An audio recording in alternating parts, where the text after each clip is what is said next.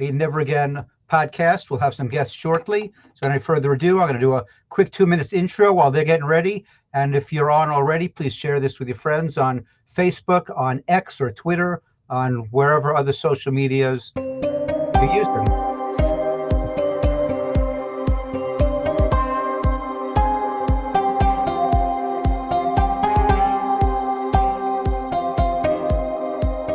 Tonight's episode, for all of you who've been following, is about what would Kahane do with the present situation. We have Meir Weinstein, the former Jewish Defense League director of Northern America and founder of IsraelNow.ca. And shortly we'll have joining us Meir Jolovitz. Meir is a past national executive director of Zionist Organization of America and national chairman of the Jewish Defense League. So we got Meir being honored by Meir and Meir. If that's not a nightmare, I don't know what is. The world's a dangerous place, not because those are evil, but because those who look on and do nothing, said Albert Einstein. We don't do nothing here. We try our best to fight anti-Semitism the best we can, wherever we can, whenever we can. It's a 24/7 job. And this is a Never Again podcast at IsraelNow.ca. So join us in the fight against anti-Semitism at IsraelNow.ca. And without any further ado, I'm going to bring Meir Weinstein on the screen first. Hi, good evening, everyone. Thank you for joining us. I'm going to ask everyone if you could please share this important broadcast on whatever platforms you use, be it Facebook, Instagram, Twitter, WhatsApp groups. We'd really appreciate it. We'll reach a lot more people. There's a war going on, Israel and Gaza. The leaders in Israel have said that their intention is to destroy Hamas, whatever that means. We're going to be discussing what would Rabbi Meir Kahane do? What would his policy be? I'm going to be discussing this with Meir Jolovitz. We both knew Rabbi Kahane very well. And let me have Meir Jolovitz right now on the screen. We'll get into it. Meir, how are you? I'm well as one can be given the circumstances. Thank you. Good to Do you have a feeling of deja vu?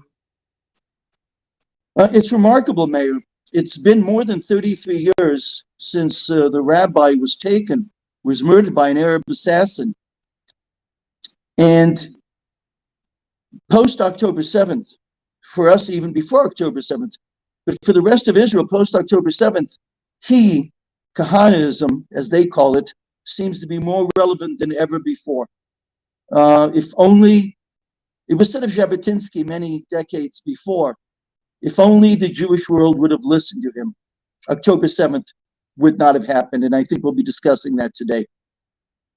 You remember Rabbi Kahane would often mention Zev Jabotinsky when Zev Jabotinsky would give like a parable of European Jewry. And he said it's like a stagecoach. Mm-hmm. And in the stagecoach, there are people eating and drinking. And the stagecoach is led by horses and just going so fast, and everybody's oblivious to is there any danger?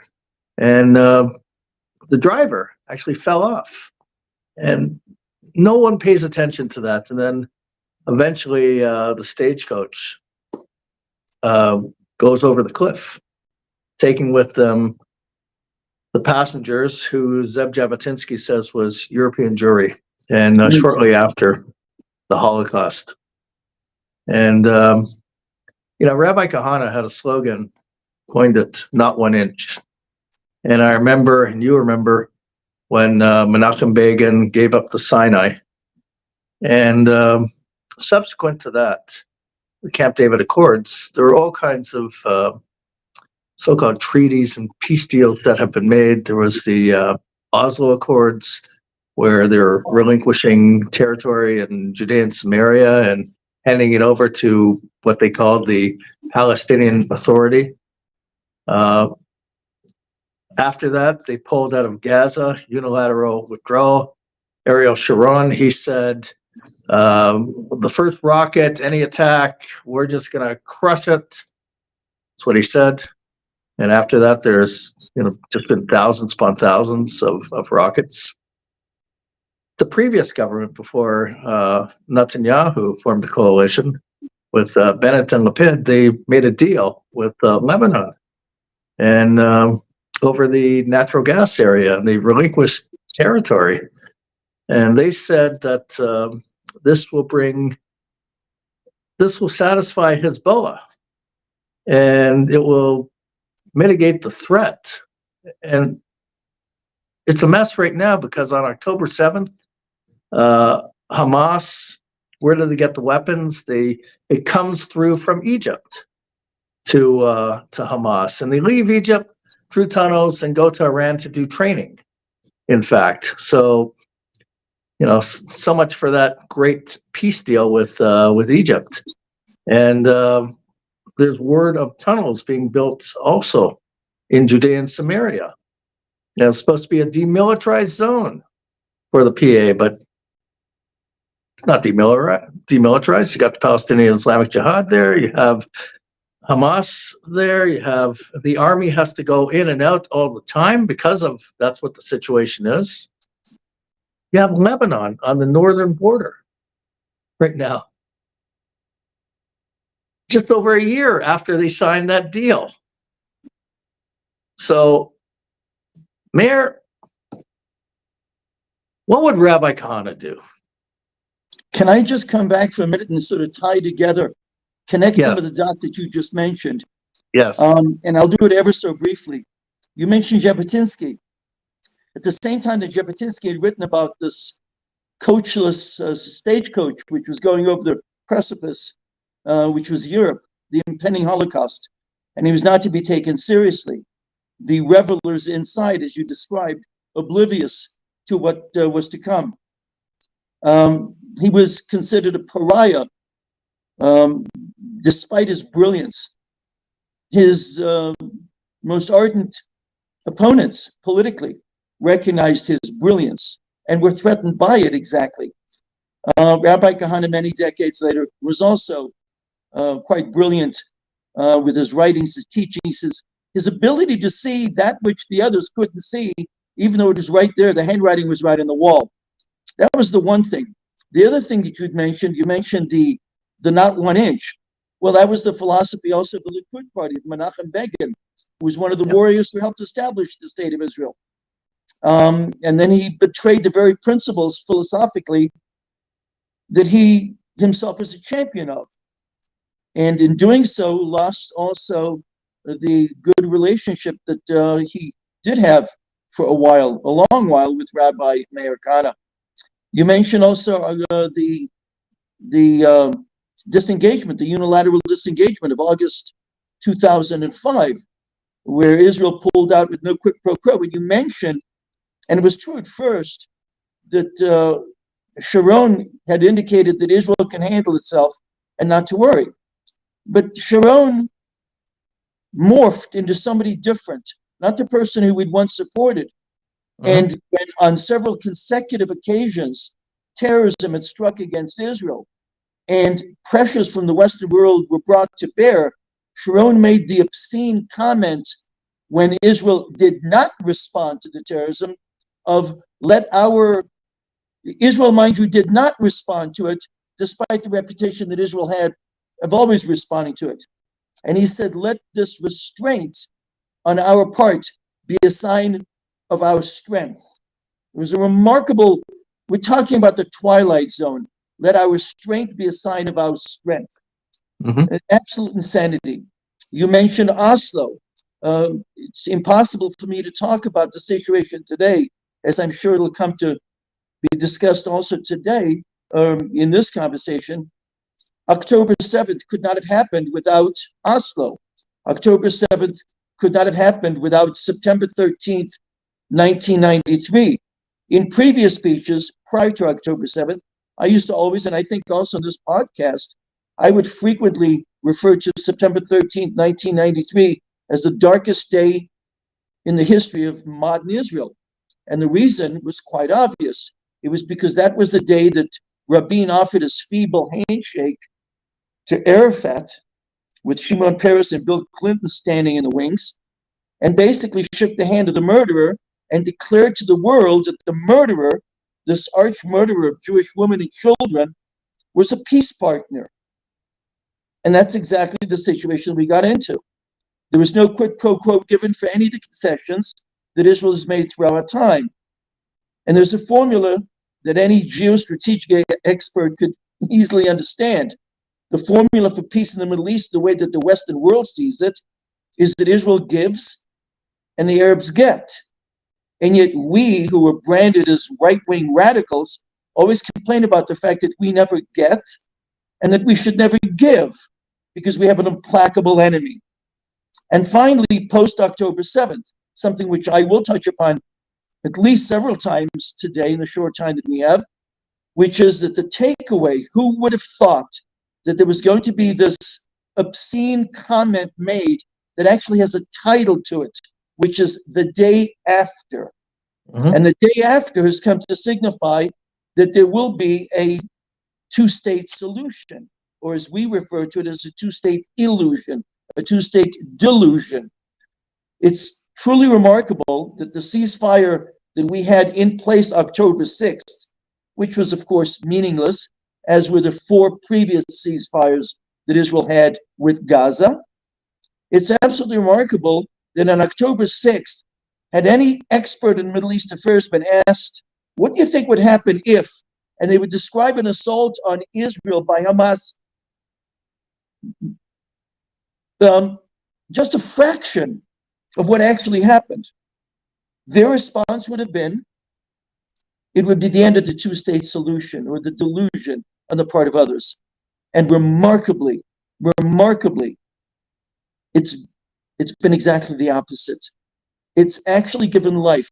The murder, the rape, the burning of Jews has actually expedited the intensity which the Western world, and when I say Western world, I refer to quite a lot of so-called friends of Israel, in which their call for the creation of a Palestinian state, and that Palestinian state, if not to be run by Hamas, which they somewhat concede would be the case, would be run by the Palestinian Authority, which not only applauded October 7th, which in some cases even falsely took exceptional credit for participating to agree beyond what they actually participated in.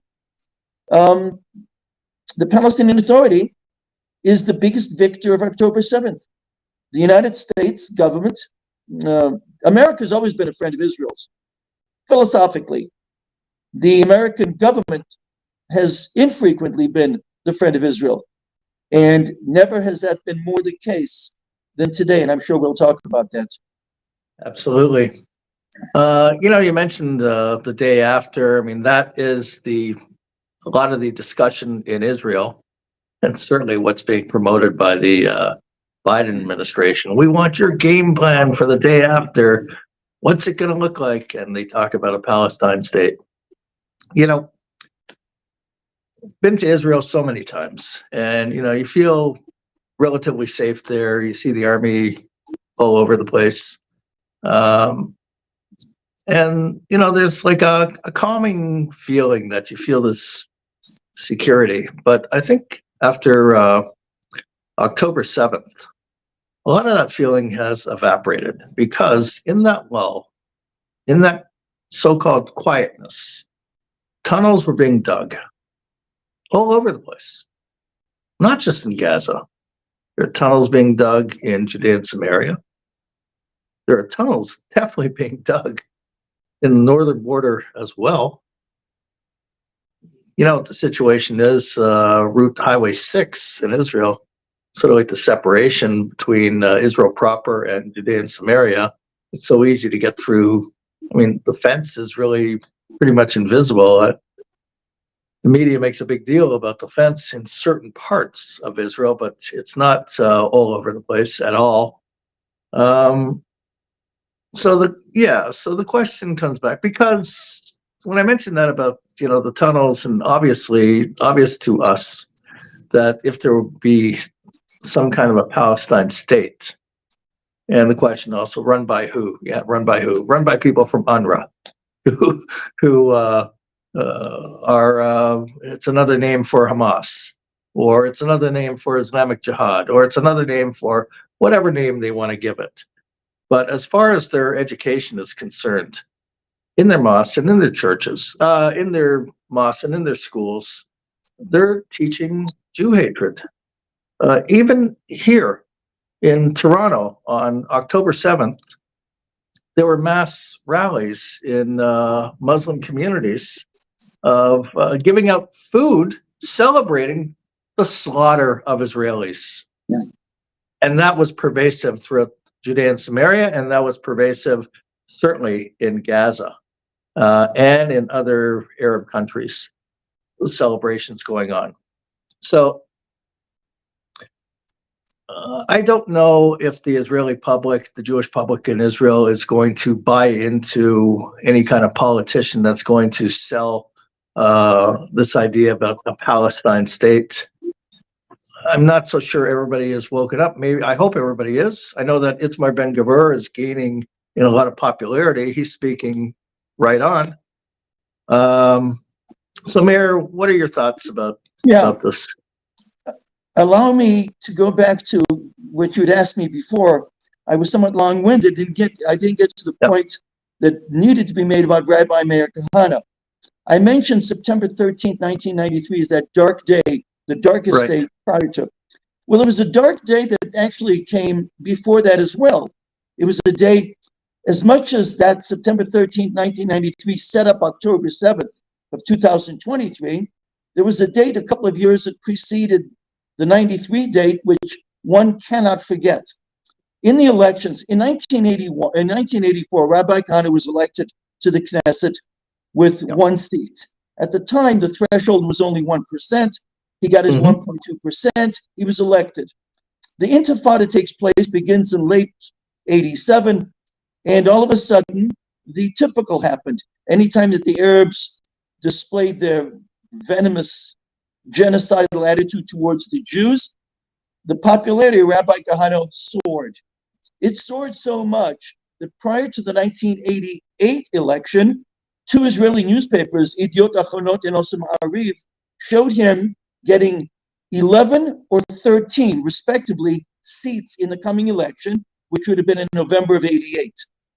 And people were concerned, except for people who shared the ideological philosophy that you and I share. And what happened? The Central Election Committee decided to ban Rabbi Meir Kahane and his Kach party, but also the Progressive List for Peace Party. What a wonderful name. That was the party of Mohammed Mayeri, who in 84 had gotten 2 seats. Well, it went to the Central Election Committee, and they decided to ban both parties.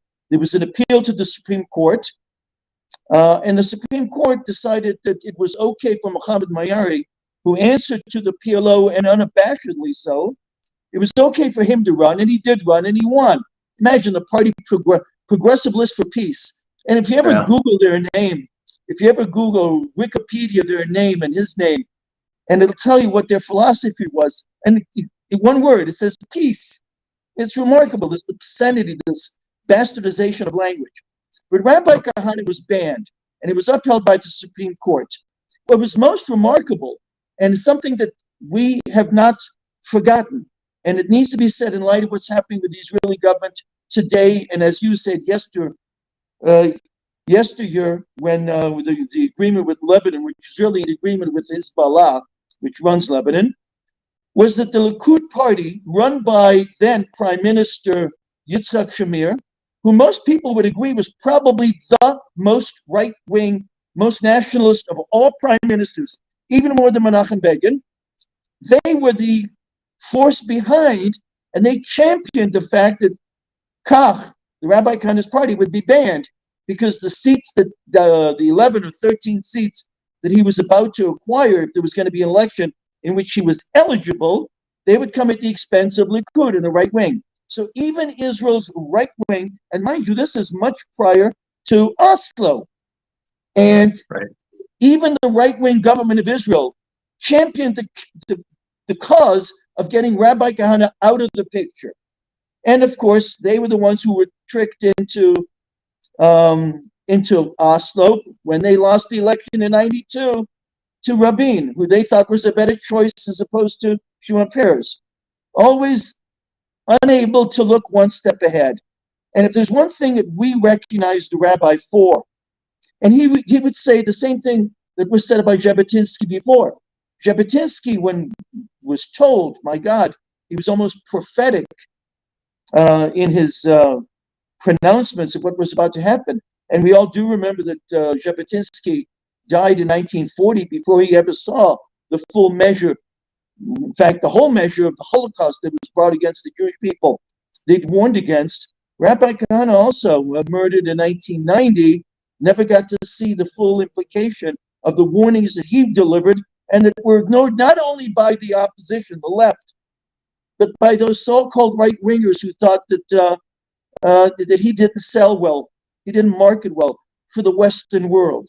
It was the Western world that brought pressure against Israel then to do Oslo, and that's the reason I mentioned the feeble handshake of Rabin. Even Rabin himself knew that it was going to be a mistake that was in evidence almost immediately with the proliferation of anti-Semitic, terrorism, anti-Semitic terrorist attacks against Jews, an increase of 425% in the next year and a half. And we seem never to learn the lessons of history. It seems to be the case that we never learn the lessons of history. So Israel, mind you, bans Rabbi Kahane from running in 88. Israel allows itself to be duped into the Oslo of 93. Israel allows itself to be duped into this notion that there is a peace partner out there, and we are guilty for having perpetuated that lie, that myth, that there is a peace partner, and it plays into the hands of the two-state solution, because the two-state solution does one important thing for the other side. It allows them to suggest that the conflict in the Middle East, which ought to be called the Arab war against the Jews, the Arab war against Israel, or the Muslim war against the Jews, not the Arab-Israeli conflict, and not certainly the Israel-Palestinian conflict, a fraudulent designation. But nonetheless, what the two-state solution presupposes is that certain lines can be drawn in certain maps, and therefore there can be an agreement with a little shuffling of lines here and there of two viable states which would live in peace. And that speaks to the lie. The lie is that the war against the Jews, the war that is manufactured by the Arabs, suggests to the Western world that it's a war about territory. It is not a territorial war. It is a war, it's a religious war launched by Islam against the Jewish people. And take as evidence, of course, that the PLO covenant, and mind you, they call it a covenant even beyond the designation that we often use, which is charter, because of the immutable holy implications of its 33 articles, which is by either explicitly or implicitly suggesting the demise of Israel, mind you. In 1988, 14 years later, the Hamas comes out with its charter, and it calls for the eradication of the killing, the murder of Jews everywhere, not in Israel. And despite all these things and 1,000 other things that could be said to support what I've suggested, Israel still allowed the Western world to pressure Israel into believing that there is a possible peace solution, a peace solution. There is no peaceful solution with people who have an intention of murdering your children, period. And we need to stop pretending as much. No, absolutely. I remember Yair Lapid, when he gave an address to the UN General Assembly, he called for two states. Outrageous. The policy has been for so many years, manage the conflict, kick the can down the road. Meir, we have a short clip of Rabbi Kahane. I think we should put it on, and then we'll carry on. Lovely. Gary could bring that on. 3 years ago, I served in the army in Samaria on the West Bank. In Ramallah, the Arabs rioted, so they sent me there to put down the riots. Now I want you to know that not 5 minutes passed, the word spread through that town like lightning. Kahane's here. The rioting stopped.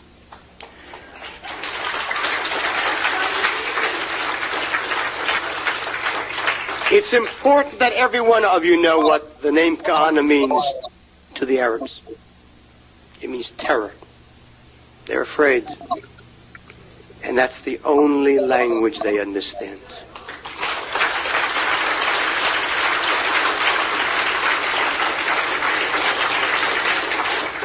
And for those nice Jews sitting here who say, that's terrible, let me just repeat what Moshe Aarons once said to a group of UJA givers in Jerusalem. One Jew got up and he said, why must there always be war? Why can't we sit down with the Arabs, coffee and cake, and we work the problem out? And he said, sir, this is the Middle East, not the Middle West. That's right, it's the Middle East. And that's what the Arabs know and understand. If you're good to them, you're not good, you're weak. And if you're weak, you're dead. And if you're strong, they listen to you. I don't expect them to love me. I'm not the kind of Jew who walks around begging people to love him. I'm sick and tired of being... You know when people love us? After every Holocaust. That's when they love us. That's when they love us. That's when they give us plaques and monuments, and Jimmy Carter gives us a Holocaust commission. Well, I'm tired of Kaddish, and I'm tired of Yortzites, and I'm tired of plaques. And I don't want love, I want respect.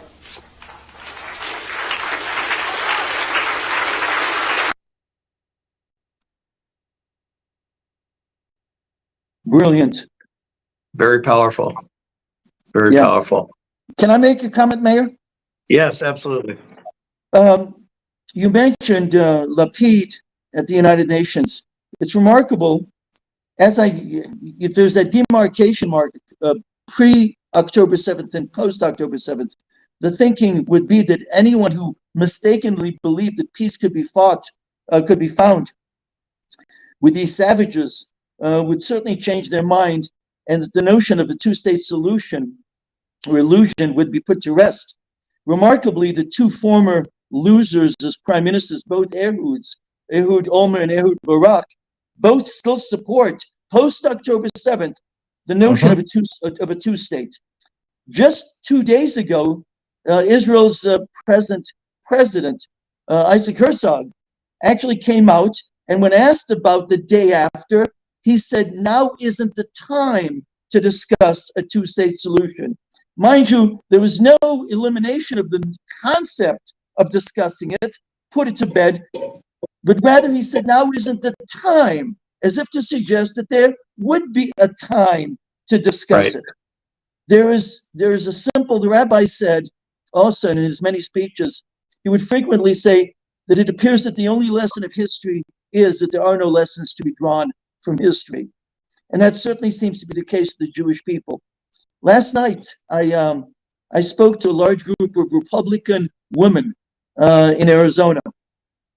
I spoke to a large group of Republican women, mostly, in fact, yes, a large percentage not Jewish. And I spoke, of course, about Israel and the war that has been brought against Israel and why Israel needs to prosecute it in order to end it. And let me throw this by way of footnote.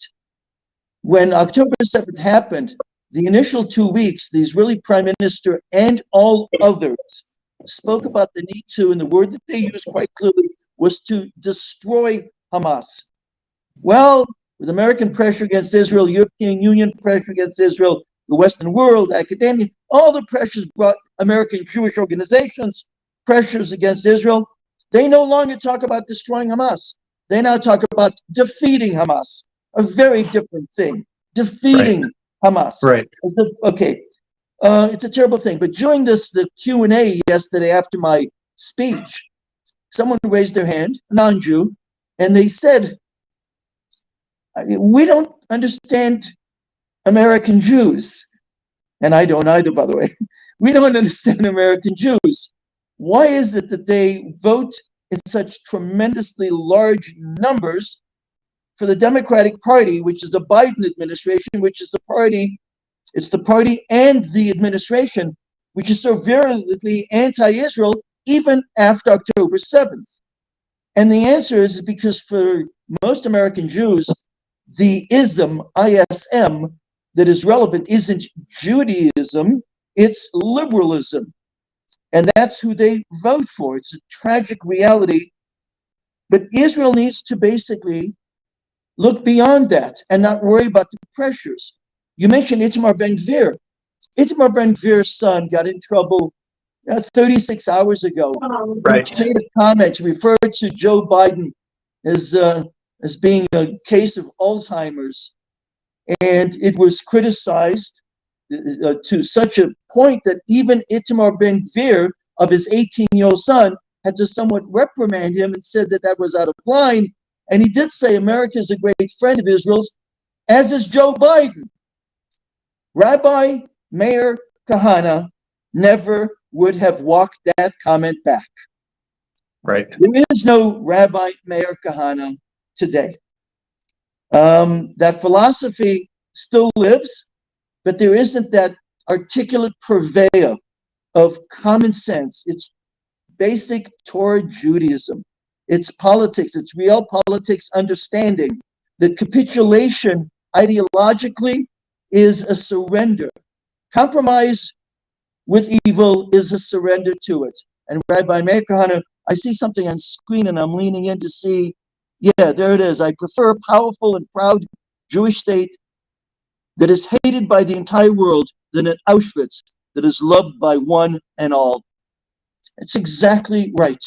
But the point that needs to be made is those who really understand world politics and remember that the United States hasn't won a war in 80 years, and that is an absolute fact, that they're telling Israel how to prosecute a war against this enemy that butchered Jewish women and children.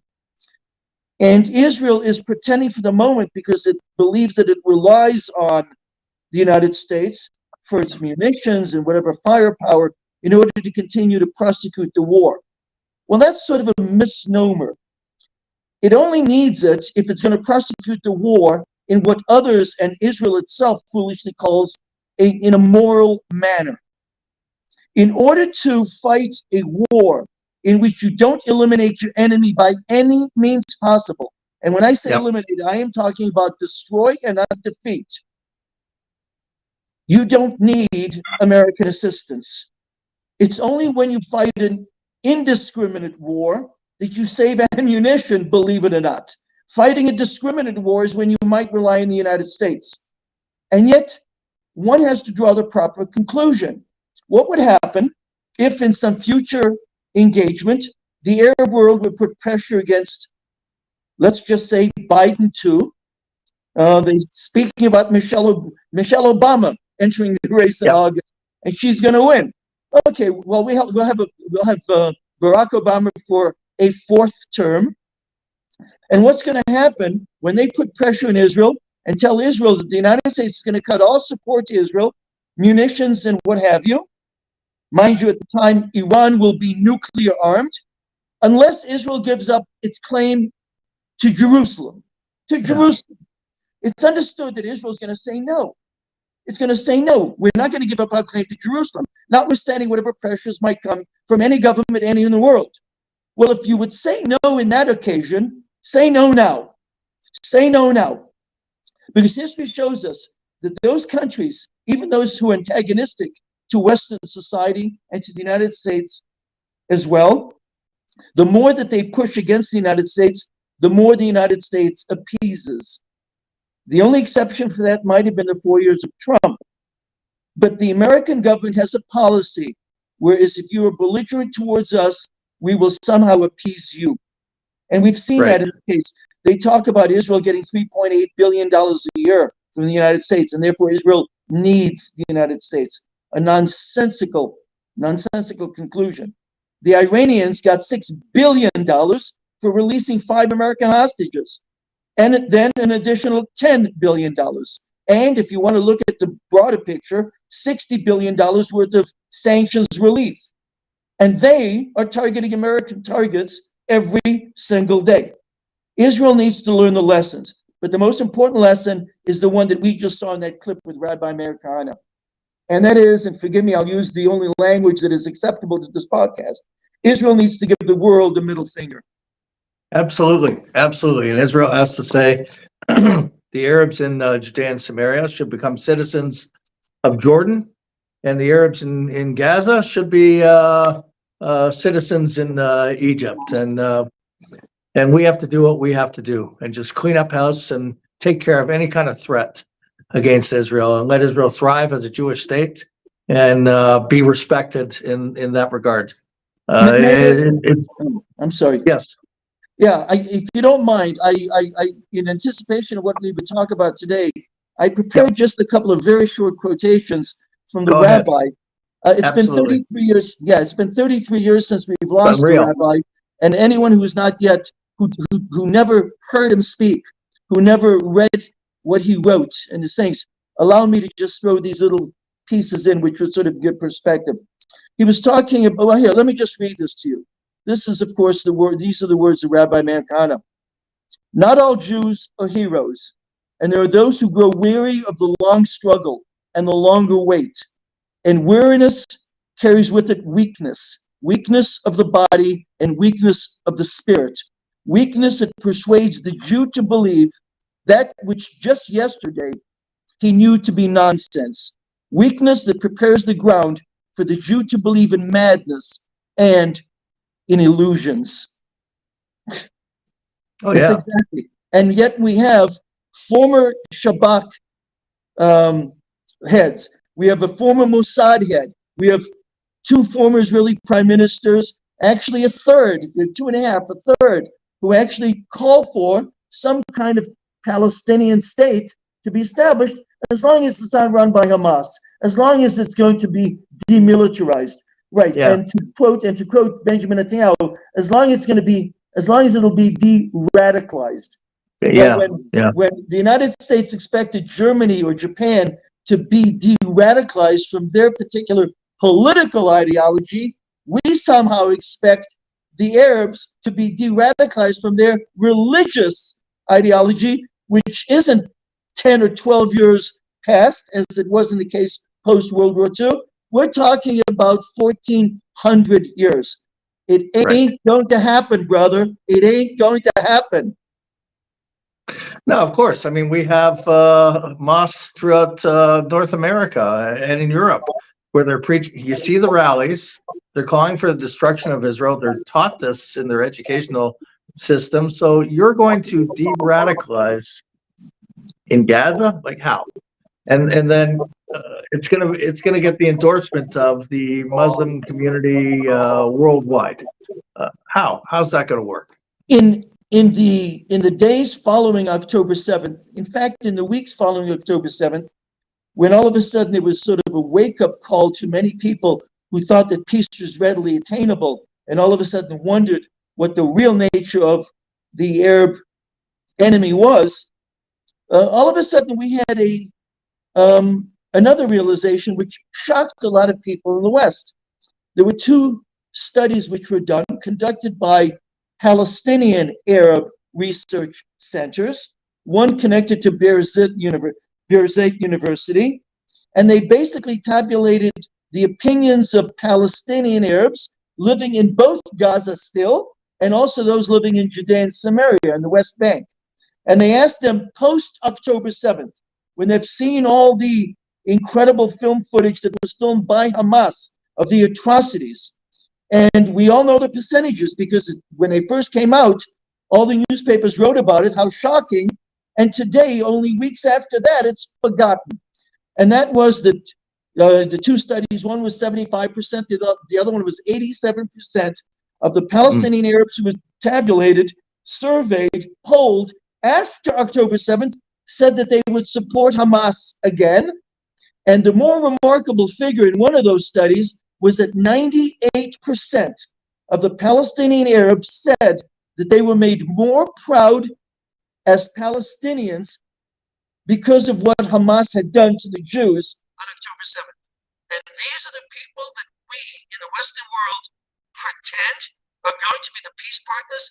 These are the people who we're going to put in the West Bank, Judea and Samaria, within short rocket, never mind missile, short rocket fire of 80% of Israel's population, of 75 to 78% of Israel's infrastructure. And all of a sudden there will be peace because the United States is going to, because Anthony Blinken, when he takes time away from practicing his electric guitar in his mother's basement, and I truly mean that, he'll make sure that the Palestinians abide by American expectations. This is not a good picture, and it's not And one other aspect to add to that, the difference between Judea and Samaria and Gaza is that Gaza is relatively flat, and in Judea and Samaria it's mountainous. So you have from the mountains, from the hills, the ability to rain rockets down on the major population centers, the major cities, Jerusalem, Tel Aviv, everything on the coast, everything. I mentioned it. I'm sorry. Go ahead, Mayor. No, that's the reality of the threat. Again, last night I was speaking to this. It was a conservative group, conservative and Republican women, and I gave just some empirical data that I thought that they should understand. Let me quickly interrupt you 1 second. You have to adjust where your mic is hooked up. Your sound all of a sudden diminished, so you need to jiggle around a cord or something on your computer. Are you talking to me? Yes. I've not moved a single thing. Well, something changed with your connection. Anyway, just let you know, rattle your computer, something happened. Okay, bye. Okay. Should I continue if I can be heard? Yes. Okay. Anyhow, so I spoke to the group and I was telling them the county that Phoenix is in, it's Maricopa County. And I explained to the audience yesterday, an intelligent audience, that Israel proper is actually smaller than Maricopa County. And a fact that sort of shocked them. I mentioned that if Israel was pressured to go back or agreed to go back to its pre-67 borders, which are rightly called the 1949 armistice lines, yes, the ones that Abba Eban referred to as the Auschwitz borders, that Israel in its thin waistline would be 9 miles wide. And I shared with them that I drove more than 9 miles just to get to that speech last night, as most of them did. I mentioned to them that Israel is at its widest, is 71 miles wide. The geostrategic implications of Israel truncated to the pre-67 borders is such that every Israeli proponent, every advocate, including its president should never say, this isn't the right time to talk about the two states. It's right. Not, to quote him directly, he said, it's not time to talk about the two-state solution yet. It's a remarkable thing. The answer from every advocate of a Jewish state and its right to be safe and secure is, it is never the right time. We aren't going to do that. We're not going to discuss it, put it to rest. But as long as the Americans think, and as long as the Americans are given reason to think that Israel will succumb to the pressures, Israel will forever have to fight this fight. If you're going to have to fight the fight, fight it now. Fight it now. This is absolutely ridiculous. The notion post-October 7th that there would be any discussion at any level by anyone of a two-state solution is madness on steroids. And yet our side is basically, because we're trying to curry favor with the Americans, who, by the way, there have been other writers who've spoken about it. I'm going to say something quite boldly. The truth tellers, that others have said that the Biden administration, which is, I mean, let's be honest, he has the mental acuity of a baked potato. We're talking about the State Department. We're talking about Anthony Blinken. Some refer to them as the fact that they are a hindrance to Israel's efforts to prosecute the war. Caroline Glick referred to them, the Biden administration and Blinken, as obstacles to Israel's fighting the war. They are much beyond that. What's happening behind the scenes, they are Israel's enemy. The Biden administration is Israel's enemy in Israel fighting and prosecuting this war. That's what's happening behind the scenes. And there are too many Israeli politicians who rely on leaks for us to understand that. Because Israel believes, and this is, Glick wrote about this quite capably, by the way. She's just a couple of wonderful pieces in which she made reference to the fact that Israel's military hierarchy, we're talking about the generals, we're not talking about the captains, the majors, and the lieutenant colonels. This hierarchy actually believes that Israel needs America in order to win a war against the Arabs, or for Israel to be able to defend itself against its enemies. And it's an acquiescence to the Oslo formula. Right. It is insanity. And if we're going to quote Jabotinsky or we're going to quote Meir Rabbi Kahane, we need to understand that we stand alone. And when we understand that we stand alone, we'll end up doing the right thing, hopefully. Hopefully. Let me just add to that. Last week's Parsha was Parsha's Yitro, named after Moshe's father-in-law. And the question was, why was it named after him? I mean, it's such a significant parsha that the Torah was given on Mount Sinai, and I mean, obviously that dominates the parsha. Why after Jethro? And I heard an interesting explanation from a rabbi. It's because the parsha starts off. Jethro heard. What did he hear? He heard about the splitting of the sea. That the Jews crossed safely and the Egyptians were drowned in the sea, their entire military drowned in the sea, and the battle with Amalek, that we were victorious in the battle with Amalek. So he was so impressed, he became a convert and an advisor to Moses, how to set up the court system, the Sanhedrin. And the interesting thing about it is, the entire world apparently heard the giving of the Torah. And they heard about what happened to the Egyptians as well. Only one stepped forward and was convinced and made the decision to change his life and convert and be on our side. Like you said, we're alone and we have the truth. Yeah. You know what? We have another clip of Rabbi Kahane, so maybe we'll show that clip. We'll have closing comments right after that.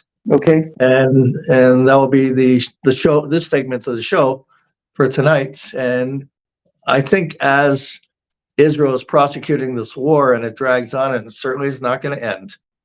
And even if they decide to pull out, it's not over at all. We should have future shows to be discussing the same topic. So this is segment 1 or A, and then we'll have B, C, D. Will go on because it's it has to be discussed. Okay. If we could show that There video. is not one Arab in the world who a minute before he murdered a Jew was not considered as not a bad Arab.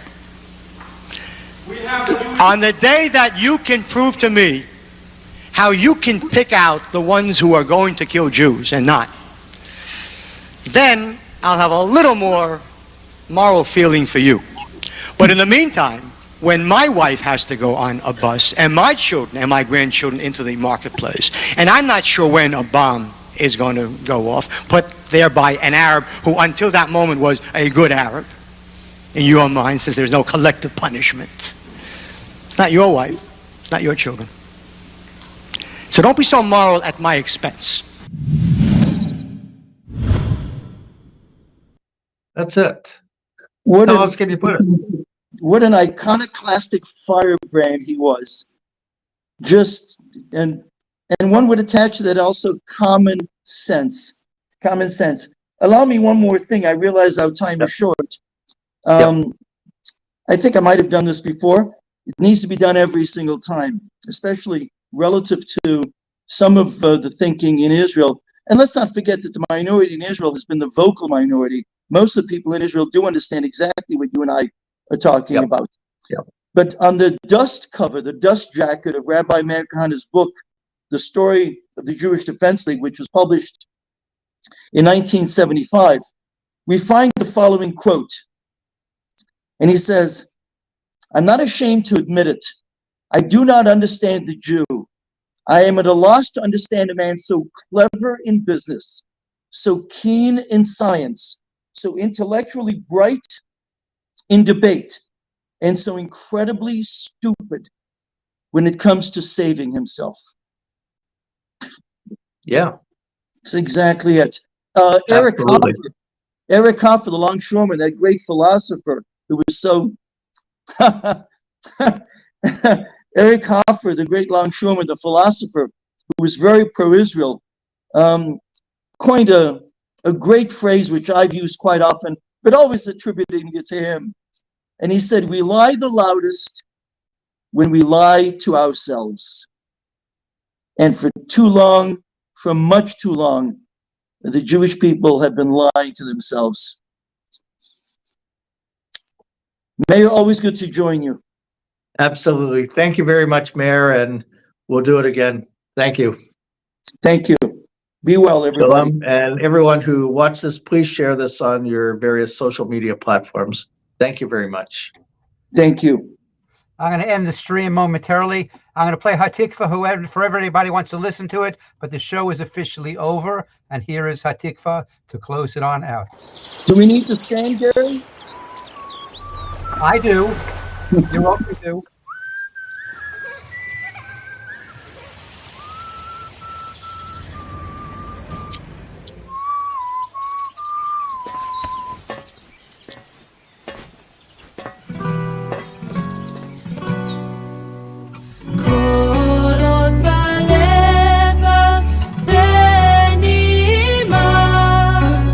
נפש יהודה